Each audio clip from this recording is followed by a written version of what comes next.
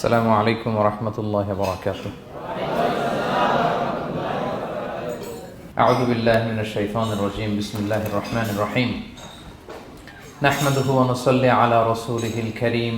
أما بعد فأعوذ بالله من الشيطان الرجيم. بسم الله الرحمن الرحيم. ياسين والقرآن الحكيم إنك لمن المرسلين على صراط مستقيم. صدق الله العظيم. رب اشرح لي صدري ويسر لي امري واحلل عقدة من لساني يفقهوا قولي. সূরা ইয়াসিনের নাম শুনেছেন না আপনারা সবাই? মুখস্থ আছে না অনেকের? আমরা ছোটবেলা থেকে দেখতাম যে আমাদের দাদিরা, নানিরা, মায়েরা, খালারা ওনারা সূরা ইয়াসিন সকালবেলা পড়তেন, তাদের মুখস্থ ছিল সূরা ইয়াসিন। তো সূরা ইয়াসিন দুইটা পারায় একসাথে করে অবস্থিত, 22 এবং 23 পারা। এটা মাক্কি সূরা, ধারাক্রম অনুসারে এটা কোরআনের 36 নম্বর সূরা। এই সূরাটির আয়াত সংখ্যা মোট 83। এই সূরার অনেক ফজিলত আছে, কিন্তু ফজিলতগুলো বেশিরভাগ দুর্বল সনদের। একটা শুধু হাসান পর্যায়ের হাদিস পাওয়া যায়, বাকি সব দুর্বল। তো দুর্বল হলেও সমস্যা নাই, ফজিলতের ক্ষেত্রে দুর্বল হাদিস গ্রহণ করা যায়। কি কি আছে? এক হাদিসে সুনানে তিরমিজির বর্ণনায় রাসূল সাল্লাল্লাহু আলাইহি ওয়াসাল্লাম বলেছেন, ইন্না লিকুল্লি শাইআন কলবান ওয়া কলবুল কুরআনি ইয়াসিন। সব জিনিসের হৃদয় আছে, আর কোরআনের হৃদয়ের নাম হচ্ছে সূরা ইয়াসিন। যে ব্যক্তি একবার সূরা ইয়াসিন পড়ে, সে 10 বার পুরো কোরআন পড়ার সওয়াব পেয়ে যাবে। এটা একটা ফাজিলাত। আচ্ছা, আরেক ফাজিলাতে আছে, রাসূল সাল্লাল্লাহু আলাইহি ওয়াসাল্লাম বলেছেন, ইকরাউ সূরাতা ইয়াসিন আলা মাউতাকুম। তোমাদের মুমূর্ষদের সামনে বসে সূরা ইয়াসিন পড়ো। মৃত্যু পথযাত্রী এখনই মারা যাবে, অসুস্থ হয়ে পড়ে আছে, তাদের যাতে কষ্ট কম হয়, লাঘব হয়, রাসূল সাল্লাল্লাহু আলাইহি ওয়াসাল্লাম বলেছেন সূরা ইয়াসিন তার সামনে বসে পড়ো। কেন? এটা আমি সামনে বলবো। এগুলো দাঈফ সনদের। হাসান পর্যায়ের একটা মাওকুফ হাদিস আছে, ইবনে আব্বাস রাদিয়াল্লাহু তাআলা আনহু বলতেন যে ব্যক্তি মান ক্বারা ইয়াসিন হিনা ইউসবিহু, সকালবেলা যদি কেউ সূরা ইয়াসিন পড়ে, তাহলে সারা দিনের সব কাজগুলো আল্লাহ তার জন্য সহজ করে দেয়। আবার রাতে যদি কেউ সূরা ইয়াসিন পড়ে, সারা রাতের সব কাজ তার জন্য আল্লাহ তাআলা সহজ করে দেয়। এবং ইবনু কাসির ওনার তাফসির মিন তাজরিবাতিহি, মানে তার এক্সপেরিয়েন্স থেকে, কোনো হাদিস দলিল না, ওনার অভিজ্ঞতা থেকে বলেছেন যে আমি যখনই কোনো বিপদে পড়েছি, সূরা ইয়াসিন তেলাওয়াত করার পর আল্লাহ তাআলা ওই কাজটা আমার জন্য সহজ করে দিয়েছেন। এখন সূরা ইয়াসিন বেশি বেশি তেলাওয়াত করবেন তো নাকি? মাশাআল্লাহ, ঠিক আছে। মাক্কি সূরাগুলোর মূল প্রতিপাদ্য বিষয় হচ্ছে তাওহীদ, রিসালাত, আখিরাত। মাক্কি সূরাগুলো সাধারণত তাওহীদ, রিসালাত এবং আখিরাত নিয়ে কথা বলে। সূরা ইয়াসিনও তার ব্যতিক্রম নয়।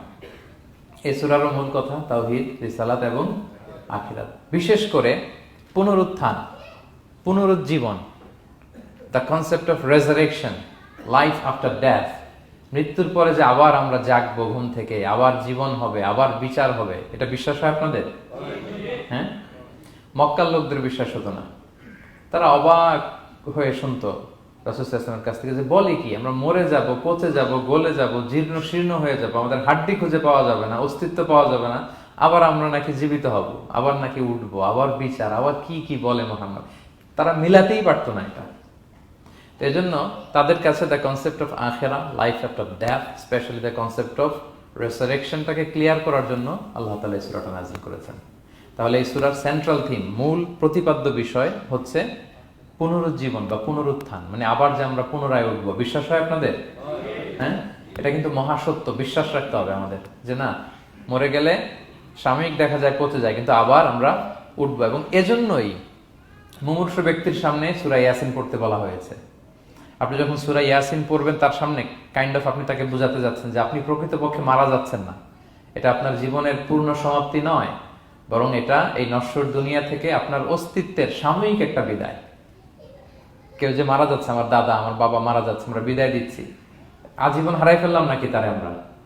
কি সে কি আজীবনের জন্য মিসিং? সাময়িক একটা বিদায়, একটা শর্ট ব্রেক।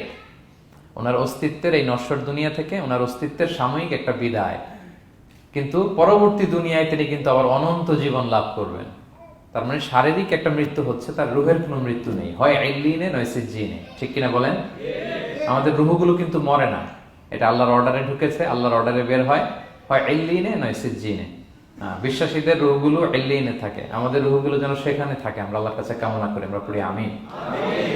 এজন্যই মৃত ব্যক্তিদেরকে আশাব্যঞ্জক করার জন্য এই সূরাটা, এই সূরার মধ্যে যে কথাগুলো বোঝানো হচ্ছে যে আবার আপনি উঠবেন, আবার জীবিত হবেন, আবার আমরা মিলিত হব, বিচারের মুখোমুখি হব, আবার আমরা জান্নাতে একত্রিত হব, আমাদের গেট টুগেদার হবে, আমাদের রিট্রিট হবে।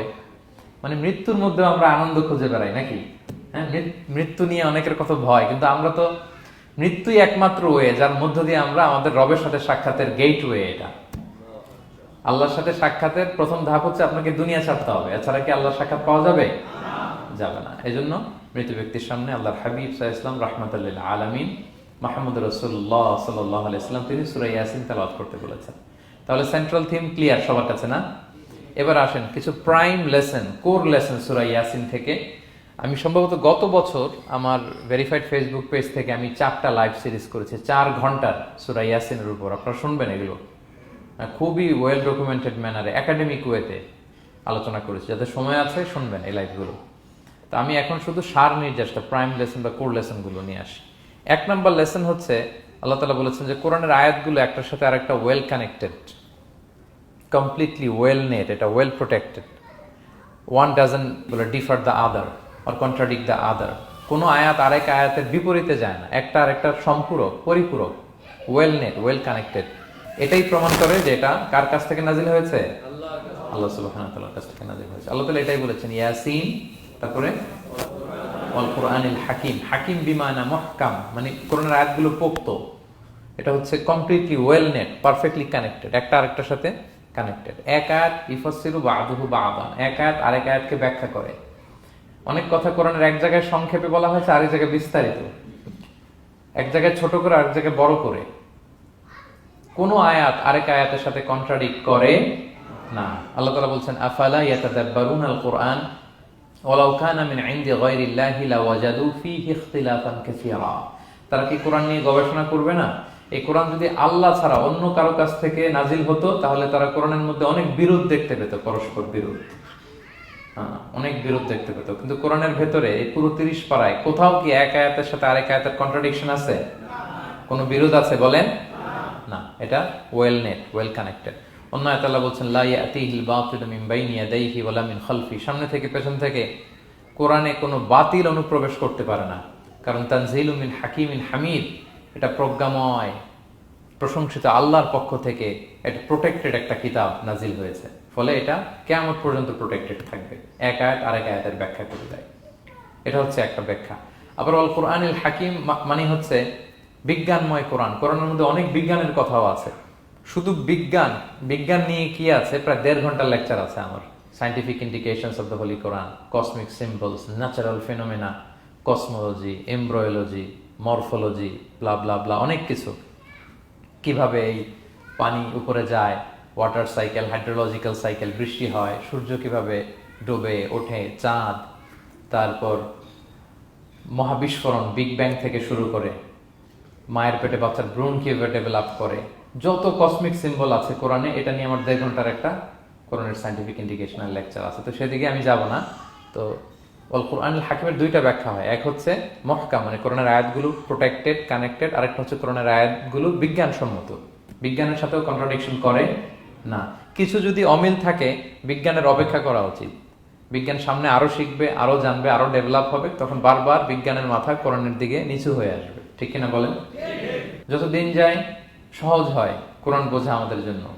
বিজ্ঞানের আবিষ্কারের কারণে কোরআন বোঝা সহজ হয় এবং মিলে যাচ্ছে সবকিছু। তাহলে এটা হচ্ছে 1 নম্বর লেসন সূরা ইয়াসিন থেকে, যে কোরআনের সব ভার্সেস গুলা আর পারফেক্টলি কানেক্টেড, ইন্টারকানেক্টেড।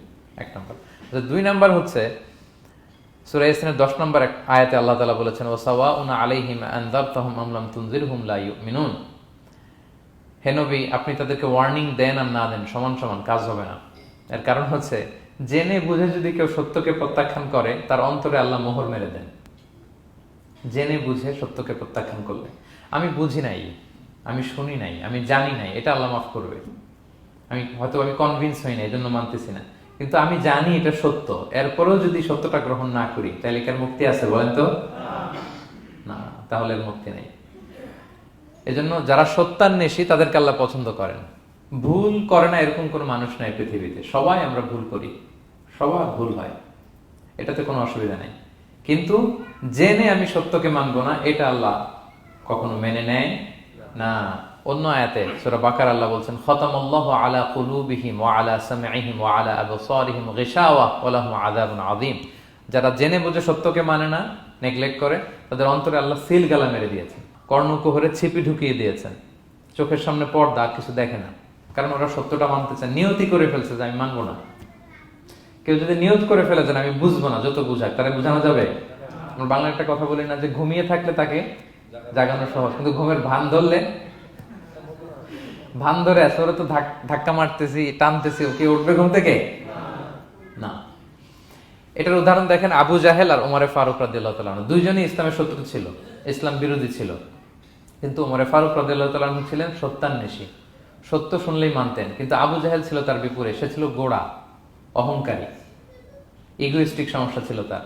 সে জানতো যে আল্লাহর হাবিব সাল্লাল্লাহু আলাইহি ওয়াসাল্লাম আল্লাহর পক্ষ থেকে নাজিল হওয়া আসা একজন রাসূল, কোরআন আল্লাহর পক্ষ থেকে নাজিল হওয়া একটা কিতাব, জানার পরেও সে মানে নাই, ফলে তার নসিবে হেদায়েত জোটে নাই। কিন্তু ওমরে ফারুক রাদিয়াল্লাহু তাআলা আনহু কিছুদিন পরেই উনি শাহাদা পড়ে ফেলছেন, এবং রাসূল সাল্লাল্লাহু আলাইহি ওয়াসাল্লাম দোয়া করেছিলেন যে আল্লাহ আল্লাহুম্মা আইজ্জাল ইসলাম বি আহাব্বি হাযাইনি রাজুলাইনি ইনদাক, আল্লাহ দুজন লোকের যাকে তোমার ভাল লাগে তাদের একজনকে ইসলামের ছায়াতলে এনে তুমি ইসলামটাকে শক্তিশালী করো।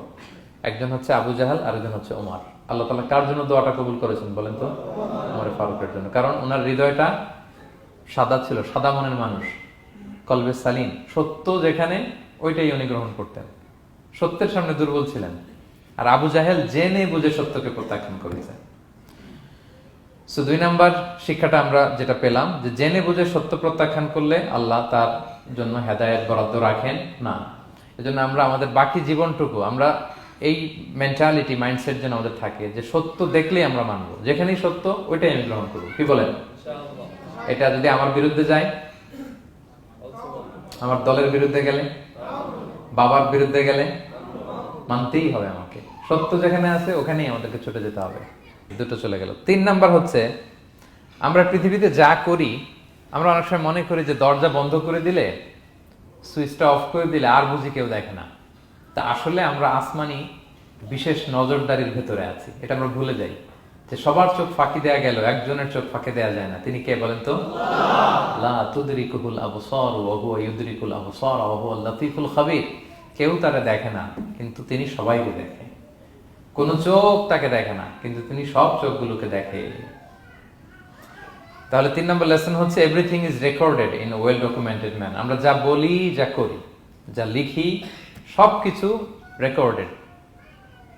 রেকর্ড করা হচ্ছে। কিন্তু সেদিন আপনি দেখবেন, ভালো করলেও দেখবেন, খারাপ করলেও আপনি দেখবেন।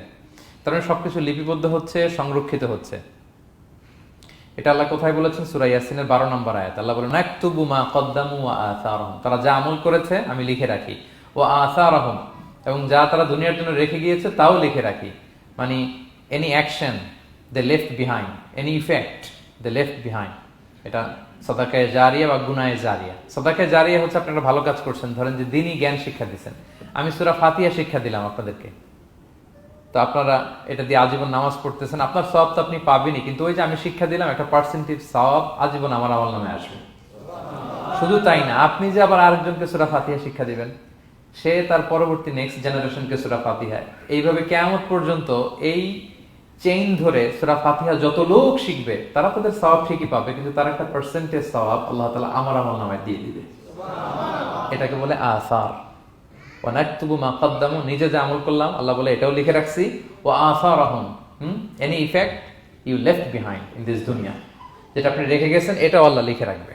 এবং অকুল্লা শাইইন আহসাইনাহু ফি ইমামিন মুবিন, আল্লাহ বলেন সবকিছু একটা নথির ভেতরে নথিবদ্ধ করে। নথি চিনেন তো না? ডায়েরি। তারপর আমাদের বাংলাদেশে তো যে আগে হাল খাতা করতো না, টালি খাতা বিশাল বড় বড়, এখন আছে কিনা, বিশেষ করে মুদির দোকানে দেখা যায় বড় মোটা মোটা, তপাস করে সে টেবিলের উপর ফেলে, তারপর আপনার নাম দেখে বের করে আপনার কত বাকি, কত দিতে হবে। এই যে টালি খাতা, এই নথি করে রাখছে আল্লাহ তাআলা আমাদের সবকিছু যা করলাম, যেটার ইফেক্ট দুনিয়াতে আমি রেখে গেলাম। এবং অন্য আয়াতে আল্লাহ তাআলা বলছেন, মা ইয়ালফিযু মিন কাওলিন ইল্লা লাদাইহি রাকীবুন আতীদ, আমি মুখ দিয়ে যা উচ্চারণ করি সব আল্লাহ তাআলা একজন পর্যবেক্ষক ফেরেশতার মাধ্যমে তুলে রাখেন, সব আপনি দেখতে পাবেন। শুধু তাই না, এখানে একটা স্পেশাল লকেট রেখেছেন আল্লাহ। আল্লাহ বলেন, ওয়াকুল্লা ইনসানিন আলজামনাহু তায়রাহু ফি উনুকিহি ওয়া নুখরিজু লাহু ইয়াওমাল কিয়ামাতি কিতাবান ইয়ালকাহু মানশুরা। প্রত্যেকের গ্রীবালগ্নে আমি একটা স্পেশাল সিম কার্ডের মতো রেখেছি, যা বলো এখানে রেকর্ড হয়ে আছে, কিয়ামতের দিন আমি সব বের করে দিব। তাহলে পালানোর জায়গা আছে?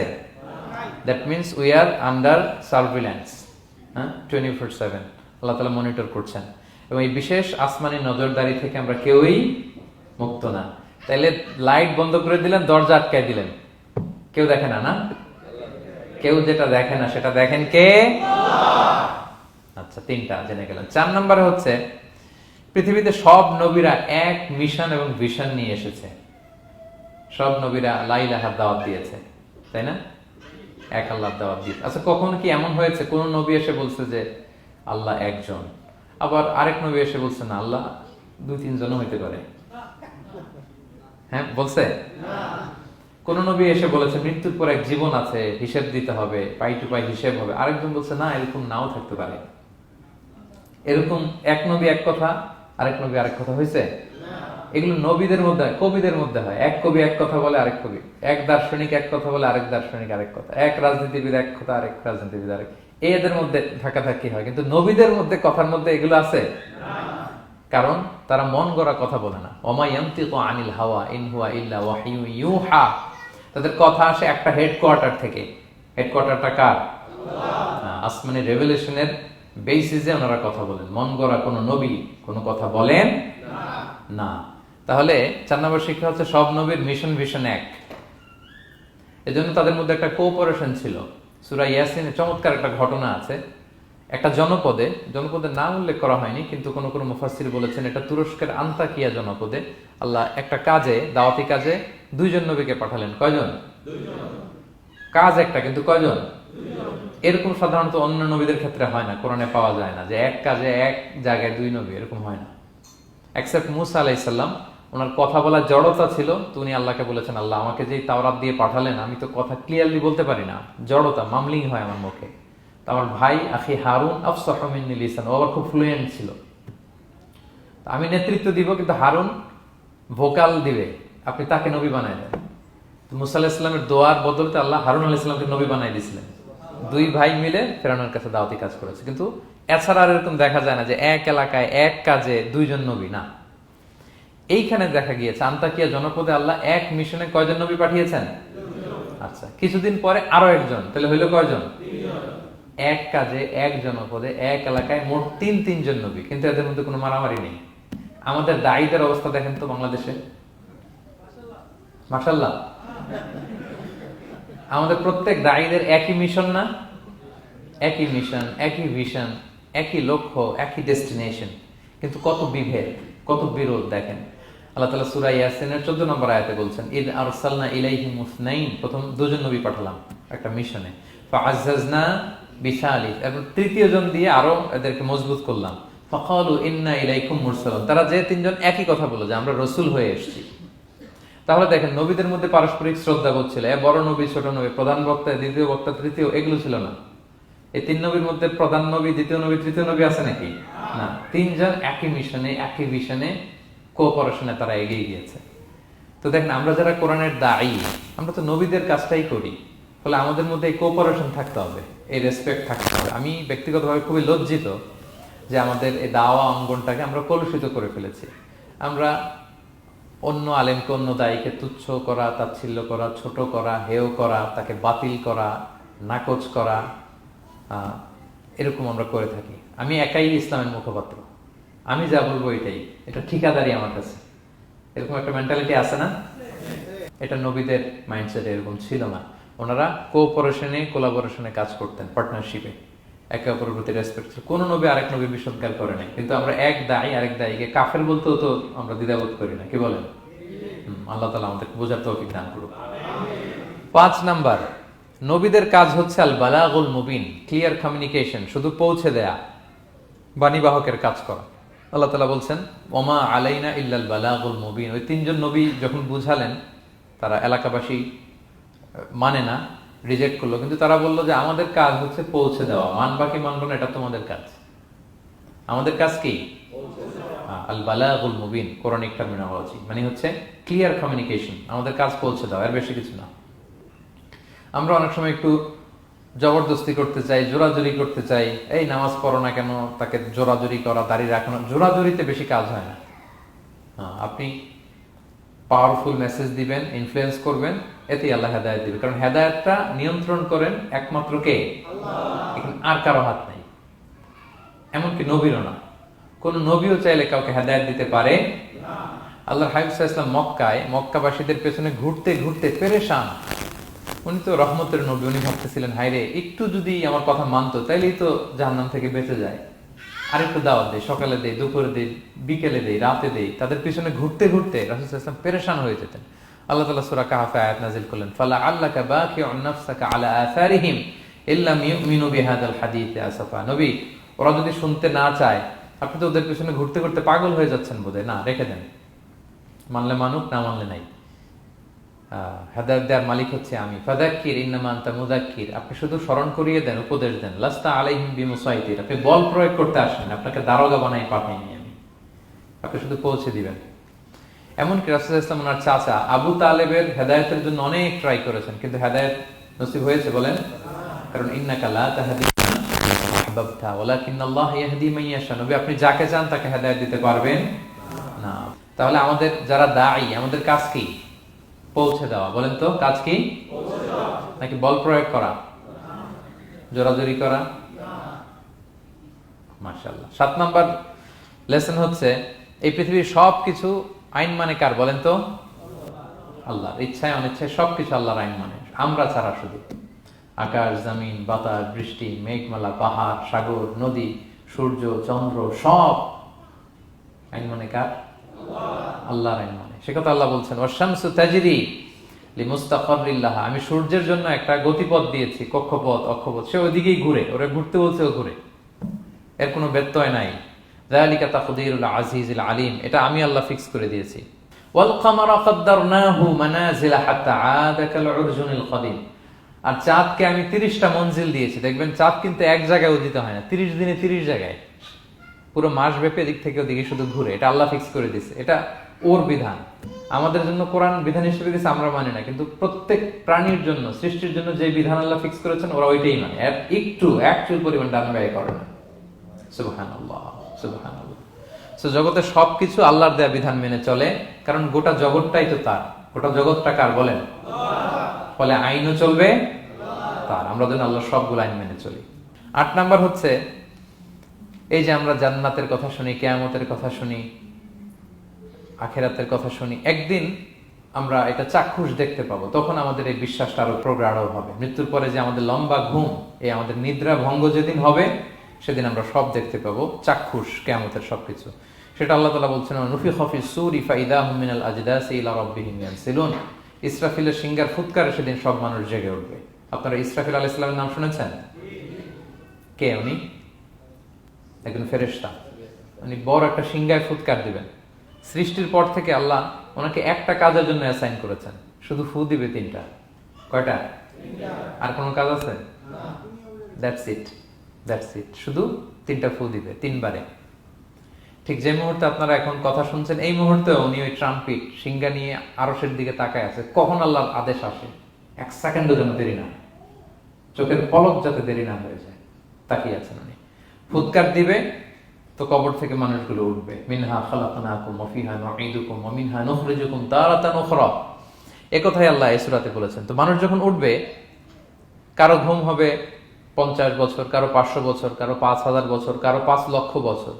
পৃথিবীতে প্রথম নিহত হয়েছে কে জানেন? হাবিল, আদম আলাইহিস সালামের ছেলে হাবিল পৃথিবীর প্রথম মারা গেছে। সে, তার ঘুমটা কত লম্বা বলেন তো? সে কত হাজার বছর, লক্ষ বছর বেচারা ঘুমাচ্ছে, হ্যাঁ, তার কবরে। তো এই সব সিংহার ফুৎকারে সব কবর থেকে উঠবে। ক্বালু ইয়া ওয়াইলানা মান বাআসানা মিন মারকাদিনা হাযা, কি রে, কে ভাঙালো এই লম্বা ঘুমটা? সবাই তো ঘুমাচ্ছিলাম। হাযা মা ওয়া'দার রহমান, ফেরেশতারা বলবে এইটাই সেই দিন যেটা বিশ্বাস করো না এই দুনিয়াতে। ওয়াজ নসিহত হইলে তো তোমরা মানতা না, বলতা এগুলো কিছু নাই। আজকে সেই দিন। সাদাকাল মুরসালুন, রাসূলরা সত্যই বলেছেন। ওই দিন মানুষ চাক্ষুষ কিয়ামতকে অবলোকন করবে। 9 নম্বর শিক্ষা হচ্ছে, তখন আল্লাহ তাআলা বিচার প্রতিষ্ঠিত করবেন। ওই বিচারে আল্লাহ কাউকে ঠকাবেন না। বলেন তো, আল্লাহর বিচারে কোনো পার্সিয়ালিটি আছে? কোনো ঘুষ দেওয়ার সিস্টেম? স্বজনপ্রীতি আছে? না। এই কথা আল্লাহ বলেছেন সূরা ইয়াসিনের 54 নম্বর আয়াতে, ফালিয়াউমা লা তুযলামু নাফসুন শাইআ, কোনো জুলুম হবে না।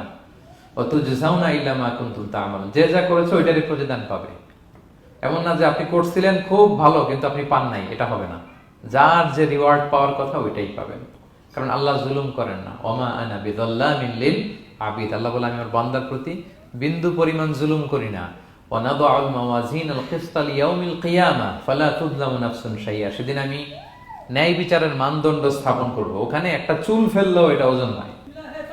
ফামান ইয়ামাল মিসকালা যাররাতিন খায়রান ইয়ারা ওয়া মান ইয়ামাল মিসকালা যাররাতিন শাররান ইয়ারা, অনুপরিমাণ ভালো করলে ভালো পাবেন। এই যে সে লিল্লাহি তাকবীর বলছে, সওয়াব হইছে না? সে ওই দিন আমলনামায় দেখবে কি রে, অমুক এক মাহফিলের মধ্যে আমি লিল্লাহি তাকবীর বলছিলাম, এইটার এতগুলা সওয়াব। তারপরে এই যে আপনারা আল্লাহু আকবার বলছেন, এতে সওয়াব হইছে না?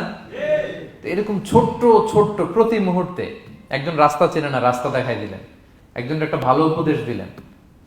হ্যাঁ, এইভাবে ছোট্ট ছোট্ট যত ভালো কাজ সব পাবেন, ছোট্ট ছোট্ট খারাপ কাজ সব সেদিন পাবেন, কোনো জুলুম হবে না। আচ্ছা, 10 নম্বর শিক্ষা হচ্ছে যারা জান্নাতে যাবে, জান্নাতের একটা ফিচার হচ্ছে, মেজর ফিচার, জান্নাতে যে জান্নাতীরা যা চাবে তাই পাবে, কোনো না নাই সেখানে, যার যেটা মনে চায়। এটা সূরা ইয়াসিনের 57 নম্বর আয়াত, আল্লাহ বলেছেন লাহুম ফিহা ফাকিহা ওয়া লাহুম মা ইয়াদদাউন, সেখানে অজস্র অঢেল সুস্বাদু মুখরোচক ফলমূল থাকবে। দুনিয়াতে এক ফলে এক মজা, আনারসের মজা তরমুজে নাই, তরমুজের মজা আমে নাই, আমের মজা বাঙ্গিতে নাই, বাঙ্গির মজা কাঁঠালে নাই, কাঁঠালের মজা ডুরিয়ানে নাই। যেইটা খাবেন ওইটা স্বাদ। জান্নাতে এক ফলের ভেতরে 1000 রকমের স্বাদ আল্লাহ ঢুকাই দিবে।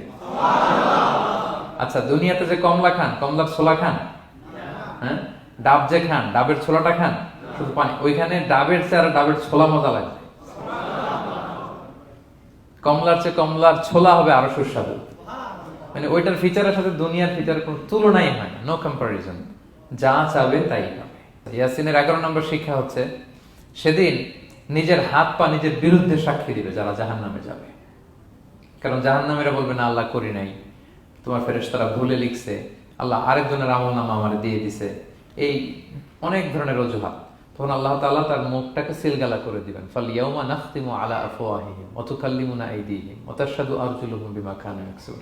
আল্লাহ বলে তোমার মুখ আমি সিলগালা করে দিলাম, হাত কথা বলবে, তখন পা সাক্ষী দিবে কোথায় যে এই পাপটা করছেন।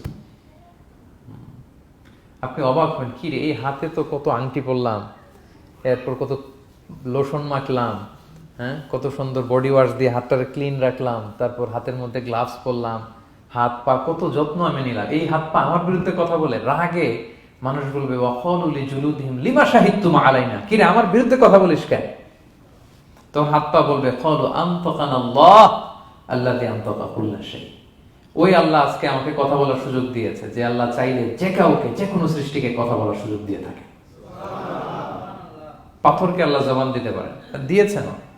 রাসূল সাল্লাল্লাহু আলাইহি ওয়াসাল্লাম মক্কার শিয়াবের মধ্য দিয়ে যখন হাঁটতেন, অনেক পাথর রাসূল সাল্লাল্লাহু আলাইহি ওয়াসাল্লামকে সালাম দিয়ে বলেছেন আসসালামু আলাইকা ইয়া নবী আল্লাহ, হে আল্লাহর নবী আপনাকে সালাম। কে দিয়েছে সালাম? পাথর। মরা খেজুর গাছ কেঁদে উঠেছে নবীর জন্য, তার মানে এগুলোর ভেতরে প্রাণের সঞ্চার করেছেন কে? আল্লাহ। সেদিন হাতের ভেতরে আল্লাহ তাআলা কথার শক্তি দিবেন। আপনার হাত আপনার বিরুদ্ধে, পা বিরুদ্ধে, আপনার বডি আপনার বিরুদ্ধে সাক্ষী দিবে। সো খবরদার, অতটুকু পাপ করি যতটুকু পাপের শাস্তি বহনের ক্ষমতা আমার আছে, একটু হিসাব মিলিয়ে নিই আমরা।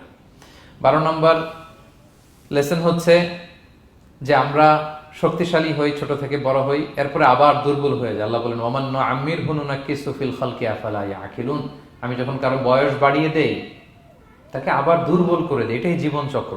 দেখেন, শৈশব দিয়ে শুরু, তারপর কৈশোর, তারুণ্য, যৌবন। যৌবনের কথা চিন্তা করে তো বেশিরভাগ যুবক কি শক্তি গায় না, যা খায় ওইটাই হজম হয়ে যায়। ওভারটাইম করতে পারি, লাগাতার কাজ করতে পারি, মানে অনেক ক্যাপাসিটি। কিন্তু সেই আপনি যখন 60, 70, 80-তে যাবেন আর পারা যায় না, তখন একটা লাঠি লাগে। কি লাগে? আরো বাড়লে 90 যখন হয়ে যায়, 100, তখন ওই যে ছোট বাচ্চারা ওরা যা বলতেছে এরকম, ওরা যেরকম বোঝে না ওইরকম বোঝে না। বাচ্চাদেরকে এদিকে খাবার দিলে দেখবেন যে এদিক দিয়ে করতেছে, মুছে দিতে। ওই মুরব্বীরও এরকম, বাচ্চাদের প্যাম্পাস পরানো লাগে, যেখানে রাখে পেশাব পায়খানা, মুরব্বীরাও এরকম 90, 80, এদেরও পরানো লাগে, এদেরও আর কন্ট্রোলটা থাকে না। তাহলে দেখেন, this is our life cycle. এভাবেই তারুণ্য, যৌবন, প্রৌঢ়ত্ব, এরপর আবার বার্ধক্য। আল্লাহ বলে এরপরও তোমরা বুঝবা না, এটা আল্লাহ বুঝাতে চাইলেন যে আল্লাহ এক দেহে এত রূপ আনতে পারে, সে আল্লাহ কি আবার তোমাদেরকে জীবিত করতে সক্ষম না? কারণ এই সূরার মূল কথা হচ্ছে পুনরুজ্জীবন, রেসারেকশন। আল্লাহ বারবার ঘুরিয়ে ফিরিয়ে নানা আয়াত দিয়ে বুঝাতে চাচ্ছেন যে আমি তোমাদেরকে আবার পুনরায় জীবিত করতে পারি। তো যে আল্লাহ এত কিছু করতে পারে, সে আবার আমাদেরকে জীবিত করতে পারে না? বলেন। আচ্ছা, 13 নম্বর শিক্ষা হচ্ছে অতীত ভুলে যাওয়া। এটা আমাদের জীবনের জন্য অনেক বড় বোকামি। আমরা ভুলে যাই অনেক সময় আমরা কি ছিলাম, কোথায় ছিলাম, ভুলে যাই। আল্লাহ বলেন, আওয়ালাম ইয়ারাল ইনসানু আন্না খালাকনাহু মিন নুতফা ফাইদা হুয়া খাসীমুম মুবিন। মানুষ কি দেখে না যে ওদেরকে আমি কোত্থেকে সৃষ্টি করছি? দেখেন, আমাদের এত বড় বাড়ি গাড়ি, আমাদের এত নাম যশ খ্যাতি, আমরা আদিতে কি ছিলাম? সামান্য এক ফোঁটা বীর্য। বাবার পিঠ থেকে মায়ের গর্ভে ছোট্ট একটা পানি থেকে আমাকে সৃষ্টি করেছেন কে? আল্লাহ। এই সৃষ্টির আগে তো কিছুই ছিলাম না। আপনার বয়স এখন 50। আচ্ছা, 500 বছর আগে আপনি কই ছিলেন বলেন? আপনার দাপটে তো আজকে থাকা যায় না এই পৃথিবীতে। সব নাকি আপনার, এরকম বলে না? সব আমার, আমার পাওয়ার, আমার ক্ষমতা। আজ থেকে জাস্ট 500 বছর আগে আপনি কই ছিলেন? আপনার কোনো নাম ছিল? আপনার কোনো গ্রাম ছিল? কোনো অ্যাড্রেস ছিল? কোনো খ্যাতি ছিল? দাপট ছিল? লোক লস্কর কিছু ছিল? ক্ষমতা আসলো কোত্থেকে আপনার? আল্লাহ বলে, হাল আতা আলাল ইনসানি হিনুম মিনাদ দাহরি লাম ইয়াকুন শাইআম মাযকুরা। মানুষকে দেখে না যে একটা সময়ও কিছুই ছিল না? কিছুই তো ছিল না। তুমি অস্তিত্বহীনতা থেকে তোমার অস্তিত্ব আল্লাহ দিলেন দয়া করে। ছোট্ট ছোট্ট করে মায়ের পেটে এতটুকু থেকে আপনি ওই বিজ্ঞান প্রযুক্তি জাদুঘরে গিয়েছিলাম আমি আগারগাঁওতে। ওখানে মায়ের পেটে যেগুলো বাচ্চাগুলো ডেভেলপ করে নাই, তারা রেখে দিয়েছে পানির মধ্যে 1 সপ্তাহ 2 সপ্তাহ 1 মাস 2 মাস 3 মাস এরকম বাচ্চাগুলো। ছোট ওই ব্যাঙ্গাচির মতো ছিলাম আমরা। বর্ষাকালে ব্যাঙের পোনা দেখছেন? জাস্ট লাইক ব্যাঙের পোনা, এত ক্ষুদ্র ছোট্ট আমরা ছিলাম। আল্লাহ বলে, তুমি দেখো না তোমার পিছনটা কি ছিল? অতীত। এজন্য অতীত ভুলে যাওয়া যাবে না। 14 নম্বর শিক্ষা হচ্ছে পুনরুত্থান, যেটা আসল শিক্ষা সূরা ইয়াসিনের, মানে মৃত্যু পরবর্তী জীবন। এটা মহাসত্য, এটা হবেই। হ্যাঁ, লম্বা আয়াত, আমি শুধু মূল কথাটা বলি। আস ইবনে ওয়াইল মক্কায় রাসূল সাল্লাল্লাহু আলাইহি ওয়াসাল্লামের কাছে একটা মরা লাশের হাড্ডি, কঙ্কাল থেকে হাড্ডি এনে, এটা 100 বছর আগের হাড্ডি, এরকম হাত দিয়ে গুঁড়া করে এটা পাউডার হয়ে গেছে। রাসূল সাল্লাল্লাহু আলাইহি ওয়াসাল্লামের কাছে এসে ভেবে একটা ফু মারলো, ফু দেওয়ার সাথে সাথে এটা বাতাসে মিলে গেছে। তো বলতেছে, মোহাম্মদ, এই যে কঙ্কালের এই পাউডারটা, তুমি বলতেছো এইটারে আল্লাহ জীবিত করবে, এটারে রিকনস্ট্রাক্ট করবে? কি বলো তুমি? What are you talking about? এটাও সম্ভব? আল্লাহ এই কথাটা সূরা ইয়াসিনে তুলে ধরলেন যে দারাবা লানা মাসালান ওয়া নাসিয়া খালকা ক্বালা মান ইউহিল ইযামা ওয়া হিয়া রামীম। এটারে কে আবার জীবিত করবে? এটা তো জীর্ণ শীর্ণ ধুলা বালু পাউডার হয়ে গিয়েছে। আল্লাহ বলেন, কুল, নবী আপনি ওয়াইলকে বলেন, ইউহিহাল্লাযী আনশাহা আউওয়ালা মাররা। ওই আল্লাহ সৃষ্টি করবেন যে এটারে প্রথমে বানাইছিলেন। এটার তো অস্তিত্ব ছিল না। অস্তিত্বহীন থেকে যখন আল্লাহ বানাইতে পারেন, এটা মরে যাওয়ার পরে তারে আল্লাহ আবারও বানাতে পারবেন। ঠিক কিনা বলেন? আচ্ছা বলেন, কোন জিনিস প্রথমে বানানো সহজ না দ্বিতীয়বার বানানো সহজ? দ্বিতীয়বার, তাই না? তো প্রথমেই যেহেতু আল্লাহ আমাদেরকে বানাই ফেলতে পারছে, মরে গেলে গলে গেলে পচে গেলে দ্বিতীয়বার বানানো কেন জন্য কঠিন হবে? কঠিন হলে তো প্রথমবার হওয়ার কথা ছিল, যেহেতু নমুনা ছিল না। আল্লাহর কাছে কোনো মডেল ডিজাইন ছিল যে এটার আলোকে এটা ছিল? তো সেই আল্লাহ যখন আমাদেরকে বানাই ফেলতে পারছেন প্রথমবার, দ্বিতীয়বার কি তার জন্য কঠিন না সহজ? তখন বিষ্ণু ইসলাম বললেন যে এই পাউডার, তুমি যে কঙ্কালের হাড্ডি ফু দিয়ে বললা, এটাকে আল্লাহ জীবিত করবেন। অনুরূপভাবে তোমাকেও জীবিত করবেন এবং তোমাকে জাহান্নামে নিক্ষেপ করবেন। আল্লাহ জাহান্নাম থেকে আমাদেরকে হেফাজত করুন। সহিহ মুসলিমের হাদিস, আল্লাহ হাবিব সাল্লাল্লাহু আলাইহি ওয়াসাল্লাম বলেন, ইন্না ফিল ইনসানি আযমান, মানুষের দেহে একটা হাড্ডি কণিকা আছে, লা তাকুলুল আরদু আবাদা। এই হাড্ডি কণিকা জমিন কখনো খেতে পারে না। মানে আমাদেরকে কবর দিয়ে দিলে তো মাটি পুরো লাশটা খেয়ে ফেলে, 50-100 বছর পরে আর কিছুই থাকে না। আসলে আমাদের হাড় গোড়ও থাকে না, ওইটাও পাউডার হয়ে যায়, পোকামাকড় খেয়ে ভ্যানিশ। কিন্তু একটা জিনিস ছাড়া, আমাদের এই যে শির দ্বারা ব্যাকবোন, আমাদের স্পাইনাল কর্ডের একেবারে নিচে ট্রায়াঙ্গেল ছোট্ট একটা হাড্ডি কণিকা আছে, ত্রিভুজ আকৃতির। এটাকে ডাক্তারি ভাষায় বলে কক্সিক্স টেইল বোন, পুচ্ছাস্তি বলে। এই ছোট্ট কণা, এইটা নষ্ট হয় না। আল্লাহ বলে, এইটাকে বেইস ধরে আমি কিয়ামতের দিন তোমাদের সবাইকে আবার জীবিত করব। হিন্দুরা যে শ্মশানে লাশ পোড়ায়, সব পুড়ে যায়, কক্সিক্স পুড়ে নয়, ছোট্ট কক্সিক্স কোথা হয় জানেন? গরুর লেজটা যেখান থেকে শুরু হয় ওই জায়গায়, মানে আমাদের শিরদাঁড়ার একেবারে নিচের দিকে ছোট্ট একটা ট্রায়াঙ্গেল হাড্ডি কণিকা আছে, খুবই ছোট ট্রায়াঙ্গেল বোন পার্টিকেল। এটা থেকে আল্লাহ সৃষ্টি করবে। এটা বিমানের ব্ল্যাক বক্সের মতো, বিমান জ্বলে পুড়ে যায়। সাগরের নিচে গেলেও ব্ল্যাক বক্স কিছু হয় না, জানেন? যে MH কত 370, ওই যে ডুবলো যে ভারত মহাসাগরের নিচ থেকে 3 দিন সিগন্যাল দিচ্ছিল ব্ল্যাক বক্স, এরপর এটার ব্যাটারিও নাই, আর দিতেও পারে নাই। দেখেন সব ধ্বংস হয়ে যায়। ব্ল্যাক বক্স থেকে বিমানের সর্বশেষ কি হয়েছিল ইনফরমেশন গুলো পাওয়া যায়। ওইটা নষ্ট হয় না সাধারণত বিমানে। এই আল্লাহ তাআলা এই ব্ল্যাক বক্স দিয়ে দিয়েছেন আমাদের পেছনে। আজবুল জানাব, এখান থেকে আল্লাহ তাআলা সেদিন আমাদেরকে রিকনস্ট্রাক্ট করবেন। তাহলে পুনরুত্থান, আবার যে আমরা জীবিত হবে, এটা বিশ্বাস হয় আপনাদের? হয়। এটা করতে আল্লাহ কিছুই লাগে না, শুধু কুন বললেই হয়ে যায়। কি বললে? এই কুন কথা দিয়ে আল্লাহ তাআলা শেষ করেছেন সূরা ইয়াসিন। আল্লাহ বলেন যে আল্লাহর যে অসীম ক্ষমতা, এটা শুধু কুন বললেই হয়। ইন্নামা আমরুহু ইযা আরাদা শাইআন আইয়াকুলা লাহু কুন ফায়াকুন। কুন হও, ফায়াকুন হয়ে যায়। বি ইট ওয়াজ, হও বলতে হয়ে যায়। তাই বলে কি আল্লাহ হও বলাটাও জরুরি না? তিনি হও বলারও মুখাপেক্ষী না। দুনিয়াতে আমাদের বোঝানোর জন্য তিনি বলছেন যে আমি কুন বললেই হয়ে যায়, ওনার কুনও বলা লাগে না, চিন্তা করা মাত্রই হয়ে যায়। ফাআলুল লিমা ইউরিদ, তিনি যা ইচ্ছা তাই করতে পারেন। সো সে আল্লাহকে যেন আমরা ডাকি, তার কাছে যেন আমরা ফরিয়াদ করি, আমাদের মনের আকুতি, চাহিদা, প্রার্থনা তার কাছে যেন আমরা নিবেদন করে পেশ করি। আল্লাহ তাআলা আমাদের সবাইকে কথাগুলো বোঝার ও আমল করার তৌফিক দান করুন। হাযা মা ইনদি ওয়াল ইলমু ইনদাল্লাহি আলাইহি তাওয়াক্কালতু ওয়া ইলাইহি উনীব। আসসালামু আলাইকুম ওয়া রাহমাতুল্লাহি ওয়া বারাকাতুহু।